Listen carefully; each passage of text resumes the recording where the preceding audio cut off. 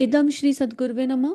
राम राम राम राम राम राम राम राम राम। संस्कृति की सीता को वापस लाएं। जन्म शताब्दी पुस्तक माला 99 डे 2। और राम केवल एक नाम नहीं है, राम एक ऊर्जा है, एक दिव्यता है। राम ठाकुर रामकृष्ण परमहंस भी हैं, राम परम पूज्य गुरुदेव भी हैं, राम भगवान श्री राम भी हैं, राम कबीरदास जी के गुरु भी हैं। इस राम नाम को ध्यान से देखेंगे, समर्थ गुरु रामदास भी राम है। क्या है इस राम नाम में ऐसा? इस राम नाम में वो शक्ति है जो हमारे अंतस में उस संयम को लेकर आ सकती है, जिस संयम के साथ, जिस ऊर्जा के साथ हम भारतीय संस्कृति की सीता को वापस लाने में अपना योगदान निभा सकते हैं। फिर चाहे हनुमान के जैसे छलांग लगानी पड़ी हो, हम लगा लेंगे। हनुमान की छलांग का तत्व दर्शन क्या है, इसकी भावना क्या है, इसको 98 में सुनिए। फिर चाहे गिलहरी की जैसे भूमिका निभानी हो, हम हंसते खेलते निभा लेंगे। फिर चाहे नल नील की भूमिका निभानी हो या फिर उन असंख्य रीछ वानरों में एक होना हो, हम सहजता से हो जाएंगे। लेकिन हम इस नाम को उस गहराई से क्या ले रहे हैं? हम इस नाम की उस दिव्य देव ऊर्जा को समझ रहे हैं? केवल राम राम राम, गुरुदेव ने कहा कि मुंह में राम बगल में छुरी मत करना, कि मुंह से तो राम राम कह रहे हैं पर अंतस साफ नहीं है, अंतस मलिन पड़ा है। अगर अंतस मलिन होगा तो भारतीय संस्कृति की सीता वापस नहीं आएगी। और इस समय उनकी अवज्ञा करी, अगर संस्कृति की अवज्ञा करी तो क्या क्या हो सकता है, उसकी सारी संभावनाएं गुरुदेव ने जन्म शताब्दी पुस्तक माला 98 में बताई है कि कलयुग कितना विकराल और हो सकता है। आज हम कलयुग की विकरालता देख रहे हैं। 2025 में जून में हम ये स्वाध्याय कर रहे हैं और कुछ इसे 2026 में सुनेंगे, कुछ 28 में सुनेंगे, कुछ 30 में सुनेंगे और कुछ जाने अगले 50-100 वर्ष में कब कब कब कब सुनेंगे। और तब आप जब कलयुग को देखेंगे तो समझ में आएगा कि कलयुग कितना विषम विषम कितना विषम होता चला जा रहा है। लेकिन जो इस समय 2025 में सुन रहे हैं या इस स्वाध्याय को कर रहे हैं 2025, 26, 27 में, उनके कंधे पर बड़ी जिम्मेदारी है। क्या हम इस जिम्मेदारी को उठाने के लिए तैयार हैं? हमें अपने आप से पूछना है, क्या जिम्मेदारी है? सादा जीवन उच्च विचार। क्या जिम्मेदारी है? आवश्यकताएं कम करें, परिस्थितियों से तालमेल बिठाएं। क्या जिम्मेदारी है? करुणा संवेदना के बारे में सोचें। क्या जिम्मेदारी है? नाम जप के बारे में सोचें। ऊर्जा ऊर्जा कैसे रेडिएट हो सकती है? क्या जिम्मेदारी है? हमारे पास जो भी प्रतिभाएं हैं उनको भगवान के खेत में कैसे अर्पित और समर्पित करना है। क्या जिम्मेदारी है? ईर्ष्या से बाहर आना है, स्वार्थ से बाहर आना है, कंपैरिजन से बाहर आना है, लोकेशना से बाहर आना है, पैसा पैसा पैसा पैसा नहीं करना है, लक्ष्मी के दिव्य भाव को समझना है, महालक्ष्मी को समझना है। और क्या जिम्मेदारी है? वेदों को पढ़ना है, ग्रंथों को पढ़ना है, पुराणों को पढ़ना है। ट्रांसलेशन अवेलेबल है, परम पूज्य गुरुदेव सारा ट्रांसलेशन करके गए हैं। रोज चाहे एक पन्ना पढ़े, पर पढ़ेंगे। क्यों पढ़ेंगे? जब हम कॉन्टिन्यू विजडम से जुड़े रहते हैं, कॉन्टिन्यू नॉलेज से जुड़े रहते हैं, सही नॉलेज, यथार्थ नॉलेज, प्रमाणित नॉलेज, तो हमारी चेतना में अपने आप परिवर्तन होने लगते हैं। हमारे अंदर जो मैल है, जो विषमताएं हैं, वो अपने आप साफ होंगी। एक ग्लास में गंदा पानी है, ऊपर से साफ डालते जाओ डालते जाओ डालते जाओ, कभी तो पूरा पानी साफ हो जाएगा। तो हमें कोई दिन छोड़ना नहीं है। हमें क्या करना है? नियम ले लेना है। एक नियम कि हम पढ़ेंगे, हम नाम जप करेंगे, उपासना साधना आराधना को अपने जीवन का अभिन्न अंग बनाएंगे। गायत्री तो सांस सांस से होनी चाहिए। गायत्री के बिना इस युग में पार पाना इम्पॉसिबल है। क्यों? बुद्धि कलुषित हो गई है, बुद्धि दूषित हो गई है। और ये दूषित बुद्धि फिर दूसरों को भी दूषित करती है, दूसरों में दोष निकालती है। दूषित बुद्धि क्या है? जो सबके दोष निकालती बैठे, और जो सबके दोष निकालेगा उसका राम नाम बेकार हो जाएगा। नाली में डाला गंगा जल, उसका कोई फायदा नहीं होता। हम व्यभिचारी हैं, हम व्यसनी हैं और हम भगवान का नाम लेते हैं। हमारा भगवान का नाम लेने से हमारा व्यभिचार नहीं छूट रहा, हमारे व्यसन नहीं छूट रहे, तो फिर कैसा नाम लिया? भगवान के नाम का प्रभाव नहीं पड़ा। अरे राम के नाम में वो शक्ति है कि पत्थर पर लिखो तो पत्थर तैर जाता है। ये कैसा नाम लिया कि हृदय पर लिखा और हृदय पिघला नहीं? ये कैसा नाम लिया कि हृदय पर लिखा और हृदय में पुकार नहीं उठी, कि चित्कार नहीं उठी कि भगवान हमारी इस मानव देह, ये जो आपकी दी है, इसका कुछ कर लो। और भगवान का नाम लिया, हृदय पे लिखा गया, और फिर भी हम भगवान से कद्दू मांग रहे हैं। तो हमने नाम नहीं लिया, हमने केवल जपा, पर उस जप का चिंतन मनन नहीं किया। हमने राम के स्वरूप को नहीं देखा, हमने कृष्ण के स्वरूप को नहीं जाना। तो संस्कृति की सीता को कैसे वापस लाएंगे जब स्वयं का सुधार नहीं हुआ, स्वयं का निर्माण नहीं हुआ? मित्रों, भाइयों बहनों, कल बात हो रही थी कि भक्ति, भक्ति में वो शक्ति है। जब हम भगवान से मांगना छोड़ देंगे ना, कुछ नहीं मांगना भगवान से, कुछ मत मांगो भगवान से, बस भगवान को मांग लो, मांगना ही ठहरा तो। लेकिन वो तो हमें ऑलरेडी मिल गए ना, अभी भी मांगने की आवश्यकता है। परम पूज्य गुरुदेव पूरे पूरे अवेलेबल है, वंदने माता जी पूरी पूरी हमारे लिए अवेलेबल है। और जब भगवान हमें मिल गए तो भगवान मिलने के बाद बस भगवान का कहना मानना पड़ता है।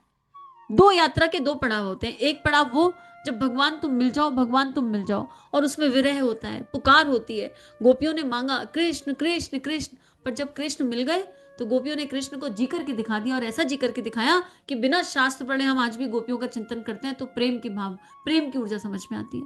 तो भगवान तो हमें मिल गए, स्वयं भगवान हमारे गुरु, परम सौभाग्य हमारा है, स्वयं नारायण नर्तन ले हमारे बीच पधारा है। इस बात को हम जितना जल्दी स्वीकार कर लेंगे, जितना जल्दी मान लेंगे, अपनी बुद्धि को, अपनी दुर्बुद्धि को हटाकर लॉजिक्स को हटा दीजिए। लॉजिक के परे की यात्रा है, 3200 किताबें लिखी गए हैं, कोई छोटी मोटी बात नहीं है। हिमालय की यात्रा करिए, कोई छोटी मोटी बात नहीं है। 15 करोड़ का गायत्री परिवार खड़ा किया है, कोई छोटी मोटी बात नहीं है। चेतना का विस्तार हमारी हो गया है, कोई छोटी मोटी बात नहीं है। तो भगवान तो मिल गया, अब भगवान का काम करने का समय आ गया। काम क्या, वो तो बड़े दयालु है, वो तो करुणावान है। कोई भी काम, कोई भी काम, अरे चाय भी बनानी आती है ना, तो चाय ऐसी बनाओ कि चाय अमृत बन जाए और जो पिए उसके भीतर गुरुदी पहुंच जाए। ये भी तो काम है। घर के काम कर रहे हैं, कोई बात नहीं, घर की सफाई ऐसी करो कि आज राम आएंगे, जैसे शबरी ने करी। घर की सफाई करते हैं बिल्कुल ऐसे, शबरी ने करी, राम पहुंच ही गए ना। कोई भी काम भगवान का काम बनाया जा सकता है, कोई भी काम। दुकानदारी कर रहे हो, बिजनेस कर रहे हो, धंधा कर रहे हो, धंधे को धंधे के जैसे मत करो, पटवारी बुद्धि से मत करो। एक कहानी बड़ी प्यारी लगती है इस मामले में। एक वैद्य थे, बड़े नॉलेजेबल, बड़े नॉलेजेबल। अब वैद्य थे तो नॉलेजेबल तो थे ही, बहुत नॉलेज थी उनके पास।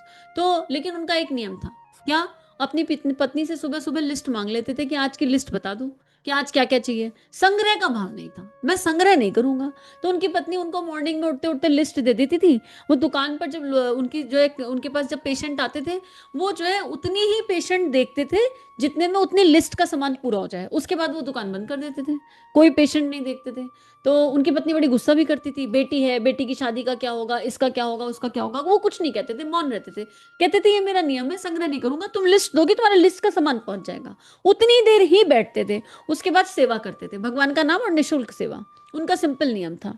अब वो लिस्ट रोज पहुंचती रही, जैसे जैसे लिस्ट पहुंचती रही उतना वो करते रहे, भीड़ तो रहती थी, लाइन तो रहती थी। एक दिन पत्नी को आया गुस्सा उनके पास। पत्नी ने क्या करी, एक बड़ी सी लिस्ट, बिटिया हो गई थी उनकी 22-23 साल की, पत्नी ने दहेज की लिस्ट बनाई और दे दी। और उसमें TV, fridge, washing machine, AC, गाड़ी, बंगला, सोना, हार, जाने क्या क्या क्या क्या उस लिस्ट में था। उनके पास लिस्ट पहुंची, वो स्थिर रहे। उन्होंने कहा कोई बात नहीं, जिसने आज तक चलाया वो आज भी चलाएगा। अब वो बैठे हैं और लिस्ट देख रहे हैं। एक बार उन्होंने भगवान की तरफ देख के कहा, लिस्ट तो तुम ही पूरी करोगे, आज तक करते आए हो, कैसे करोगे यह तो हम जानते नहीं, तुम देख लो करुणावान। और नहीं भी करोगे तो कोई बात नहीं, कोई अंतर नहीं पड़ता हमें, हमारी बीवी ने अपना कर्म किया, हम अपना कर रहे हैं। उनके गेट पर एक 11 बज गए, 12 बज गए, 1 बज गया, 1 बजे के आसपास उनके गेट पर एक बड़ी सी गाड़ी आकर के रुकी। उस गाड़ी में से एक इंसान उतरा और उस इंसान ने उनको प्रणाम करके कहा, आप वो हैं जब मेरी माँ और पिताजी भी मेरा साथ नहीं दे रहे थे और मेरी माँ बहुत बीमार थी तो आपने उनका निःशुल्क इलाज किया था, और फिर मेरी माँ के सामर्थ्य और एफर्ट से और आपके आशीर्वाद से आपने मेरे को कंट्रीब्यूट किया था। उसके खुद के एक बेटी थी, तो वो कहता है कि जब जब मैं अपनी बेटी के दहेज का सामान इकट्ठा करता था, एक चीज आपकी बेटी के लिए ले लेता था, एक चीज। अगर मैंने अपनी बेटी के लिए एक फ्रिज लिया तो एक आपकी बेटी के लिए ले लेता था, मुझे पता था कि आपका नियम क्या है। और अब मेरी बेटी का विवाह होने जा रहा है, तो मैंने सोचा कि जो अपनी बेटी के दहेज में सामान दूंगा पहले आपका आप तक पहुंचा दूं। और जो उनकी वाइफ ने लिस्ट दी थी, वो पूरा का पूरा सामान, वो व्यक्ति जो गाड़ी से उतरा उसने एज इट इज पूरा का पूरा सामान उनके पास पहुंचा दिया। अब बताइए भगवान के नाम में कितनी शक्ति है। और ये मिथ्या घटना नहीं है, हम भक्तों की घटनाएं उठाकर देखेंगे ना तो मिल जाएंगी ऐसी सच्ची घटनाएं, और भक्तों का जीवन उठाकर के देखेंगे तो ऐसी घटनाएं हैं।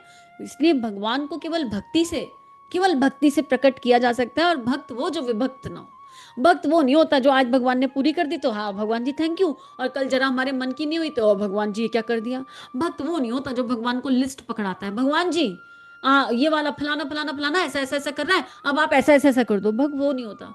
भक्त तो वो होता है जैसे जो भगवान के पास जाकर बस बैठता है और बैठे नहीं तो ऐसा हो जाता है जैसे नाक से सांस ना आई हो, जैसे आंख से दिखाई ना दे रहा हो, जैसे ये नर्तन तो हो पर इसका उपयोग ना हो रहा। और प्रेम, जब प्रेम में दो लोग बैठते हैं ना तो वहां पे संवाद नहीं होता, वहां कुछ नहीं होता, बस बैठ जाते हैं। क्या हम अपने इष्ट के साथ बैठ रहे हैं ऐसे? क्या हम उपासना करते हैं गायत्री माता के साथ ऐसे बैठ रहे हैं कि गायत्री माता खुद बाहों में उठा ले, गोदी में उठा ले और अमृत पान कराना शुरू कर दे? क्या हम वो बाल भाव से बैठ रहे हैं? क्या हमारी बुद्धि शांत हो गई है? मित्रों, भारतीय संस्कृति की सीता को वापस लाने के लिए हमें इस भाव को तो भीतर जगाना होगा, और ये मुश्किल नहीं है क्योंकि वो ही जगाएंगे। हमें तो बस उनके सामने अर्जी लगानी है। क्या? मेरी एक ही अर्जी है, हो वो जो तेरी मर्जी है। बस, और कुछ नहीं कहना उनसे। मेरे मन का हुआ तो बढ़िया, पर मेरा मन कहाँ रह गया, मेरा मन क्यों रह गया, ये मेरा क्यों है। परम पूज्य गुरुदेव की लेखनी में ये सारी बातें बताई गई हैं, ये सारी बातें समझाई गई हैं। आप उठा करके तो देखिए, कोई भी किताब एक दूसरे से मैच नहीं करती। कभी कभी लगता था रिपीट होता होगा, लेकिन यकीन करिए, मैं क्या हूं पढ़ी अलग आयाम, आत्मा परमात्मा का मिलन संजोग पढ़ी अलग आयाम, प्रेम योग पढ़ी अलग आयाम, जो किताबें गुरुदेव एक्स्ट्रा भेजते गए उनको पढ़ा अलग आयाम। कितनी ही किताबें उठाई, जन्म शताब्दी पुस्तक माला 100, इन 100 में लगता था कुछ तो सब में कॉमन होगा। नहीं, आप हर ऑडियो सुनकर देख लीजिए, जो बेसिक है, जो मूल है, मैं आत्मा हूं, वो तो वही रहेगा। लेकिन हर बार गुरुदेव ने एक टिप दिया, एक टूल दिया, एक ऐसा भाव दिया जिसने अंतस को हिला करके रख दिया। हमें जब हम स्वाध्याय करते हैं ना, तो हमें बहुत सारी चीजों की आवश्यकता नहीं होती, बहुत सारी बातों की आवश्यकता नहीं होती। एक कोई ऐसी बात जो अंतःकरण में चली जाए, और वो चली गई, और वो स्थापित हो जाए, और फिर उसको जीने का अभ्यास प्रयास हो जाए, बस वही स्वाध्याय होता है। और मित्रों, हमारा केवल स्वाध्याय चल रहा है, स्व का अध्ययन चल रहा है, और एक का नहीं चल रहा है, एक साथ कई सारे लोगों का चल रहा है। आप लोग का भी चल रहा है, आप इसे कब भी सुनेंगे। पर उस समूह को कितना आभार करूंगी जो साथ बैठा रहता है, जो साथ बैठकर मानसिक रूप से जप करता रहता है, और सबके मन में एक ही पुकार है, एक ही पुकार है कि परम पूज्य गुरुदेव की लेखनी, ऋषियों की संतों की वाणी विश्व कल्याण करे, सबके हृदय के परिवर्तन शुरू हो जाए, सबकी भावनाओं में वो दिव्यता प्रकाशित होनी शुरू हो जाए। तो परम पूज्य गुरुदेव हमारा आवाहन कर रहे हैं। अगर परम पूज्य गुरुदेव हमें जन्म शताब्दी पुस्तक माला 99 तक लेकर आए, और यकीन करो, अभी तो किताब उठाई है हाथ में, और एक एक लाइन नहीं पढ़ी गई इस प्रवचन की, और गुरुदेव का प्रवाह इतना ज्यादा है कि हृदय भरा हुआ है, नेत्र में अश्रु हैं। तो जब हम इसे पढ़ेंगे, तो हमारे अंतस में क्या क्या घटित होगा, हमें ये विचार करने की आवश्यकता है कि वो महाकाल क्या चाहता है, वो महाकाली कह रही है, अब उस शक्ति की आवश्यकता है, उसके आवाहन की आवश्यकता है, जो इस संसार में फैली नृशंसता को खत्म कर सके, इस संसार में फैली दुष्टता को खत्म कर सके। लेकिन उस शक्ति को का आवाहन कौन करेगा। पहले समय में माँ दुर्गा का आवाहन किसने किया, देवताओं ने किया। माँ दुर्गा को बुलाया, पुकारा, बार बार पुकारा, उसके बाद क्या हुआ, सब ऋषियों ने अपने तप का अंश दिया, सारे देवताओं ने अपने तप का अंश दिया, ब्रह्मा विष्णु महेश ने दिया, और माँ दुर्गा का निर्माण हो गया। ऐसे ही माँ जानकी का निर्माण हुआ, सारे ऋषियों ने अपने खून की एक एक बूंद दी। और मित्रों, गुरुदेव हमें देख रहे हैं, आप अपने भाव की एक बूंद डाल दीजिए, सब एक एक बूंद डाल दीजिए, और भेजिए ब्रह्मांड में, भेजिए ब्रह्मांड में, और पुकारिए मातृ शक्ति को। मिलकर पुकारते हैं, हे माँ गायत्री, हे माँ दुर्गा, हे माँ काली, आप कहाँ हैं, आप आ जाइए माँ, आप आ जाइए। संस्कृति की सीता को वापस बुलाना है, तो संस्कृति की सीता को आवाज लगानी पड़ेगी, उस मातृ शक्ति को आवाज लगानी पड़ेगी। हे माँ, अब फिर से शंभु निशुंभ खड़े हैं, फिर से महिषासुर खड़े हैं हमारे ही भीतर, फिर से कौरवों ने मुंह मारा है हमारे ही भीतर, फिर से रावण कुंभकर्ण मेघनाद है हमारे ही भीतर। पहले तो हमारे भीतर है, जब भीतर वाला साफ हो जाएगा, जब भीतर वाला एकदम दिव्य हो जाएगा, और जहां मातृ शक्ति को पुकार लग जाए, जहां माँ को पुकार लग जाए, वहां बच्चा मैला नहीं रह सकता। यकीन करिए, बच्चा मैला नहीं रह सकता। फिर आप चाहे राधा नाम से बुलाएं, चाहे अम्बा नाम से बुलाएं, चाहे दुर्गा नाम से बुलाएं, अंतर नहीं पड़ता, माँ तो माँ रहने वाली है। लेकिन अंतर से वो चित्कार निकले तो सही, अंदर से वो पुकार निकले तो सही, माँ तो तैयार खड़ी आने के लिए। माँ दूर नहीं है, पास ही है एकदम, उन्हें भीतर से बाहर प्रकट होना है। और फिर जब समूह की पुकार एक साथ ब्रह्मांड में जाएगी, तो युग तो बदलना है, युग बदलेगा, इसमें तो कोई डाउट नहीं है। लेकिन फिर ये जो देह है ना, हाड़ मास के पुतले जो है ना, ये हड्डी मज्जा रक्त, ये भगवान के काम आ जाएंगे। किस काम आएंगे नहीं पता, पर किसी काम तो आ जाएंगे। तो मित्रों, भारतीय संस्कृति की सीता को वापस लाना है, तो इन भावनाओं को हमें अंतस में धारण करना है, अंतस में जीना है। और अगर ये सुनकर, ये बातें सुनकर, ये वाणी सुनकर आपके हृदय में कुछ हुआ ना, अगर आपके हृदय में हलचल हुई, आपके दिमाग में कुछ कौना, आपके दिमाग में, आपके अंदर कुछ भी घटित हुआ, तो समझ लो महाकाल जीवंत भीतर बैठा है। और नहीं हुआ, लेकिन आपने सुन लिया, पूरा सुन लिया, तो भी समझ लो महाकाल जीवंत अंदर बैठा है। तो क्या करना है, बांटते जाना है, बांटते जाना है, बांटते जाना है। तरीका जो आपको पसंद आए, आप चाहे तो किताबें खरीद लो, उस पर स्टिकर लगाओ, आप चाहे तो ऑडियोज को बांट दो, आपको पता है कि आपकी परिस्थिति क्या है, आप अपनी परिस्थिति में बेस्टेस्ट जो कर सकते हो वो कर लो। लेकिन पुकार मिलकर भीतर के भक्त को जगाने की कोशिश करते हैं, और वो केवल कृपा से जगेगा। पर कृपा तो हो रही है ना, और कैसे कृपा होती है, कृपा का क्या मतलब है, कृपा का मतलब होता है भगवान करता है और हम पाते हैं। कृपा, भगवान सब कुछ करता है, वो तारणहार करता चला जा रहा है, करता चला जा रहा है, और हम पाते चले जा रहे हैं, पाते चले जा रहे हैं। हम कितना और पाना चाहते हैं, अब देने का समय आ गया है। पाना तो होता ही रहेगा, जीवन भर पा रहे हैं, पाएंगे ही, पंच तत्वों से पा रहे हैं, सांस आ रही है तो पा रहे हैं, सविता देवता अगर रश्मियां भेज रहे हैं तो पा रहे हैं। अब पा बहुत लिया, अब समय आ गया जो पाया है उसको वापस समाज में लगाने का। हमें कुछ अलग से नहीं करना है। नहीं कहा जा रहा खजाने खाली कर दो, नहीं कहा जा रहा अकाउंट बैलेंस खाली कर दो। अपने भीतर जो विकृतियां हैं उनको भगवान को समर्पित करने का समय आ गया, ताकि जब बोले राम तो गूंज जाए ब्रह्मांड, राम को आना पड़े। जाके बोले जब राधा, तो प्रेम, प्रेम की अंतस में पुकार मच जाए, ऐसा लगे प्रेम के सिवा कोई सत्य नहीं है। जब बोले दुर्गा, तो भीतर के विकार हुंकार बढ़ के निकल के बाहर आ जाए, ऐसा लगे काली ने अंदर हुंकार लगा दी। एक नाम बोले तो पूरा ब्रह्मांड हिल जाए। और यत पिंडे तत् ब्रह्मांडे, सारा ब्रह्मांड भीतर ही तो है। भीतर की सफाई की बहुत ज्यादा आवश्यकता है।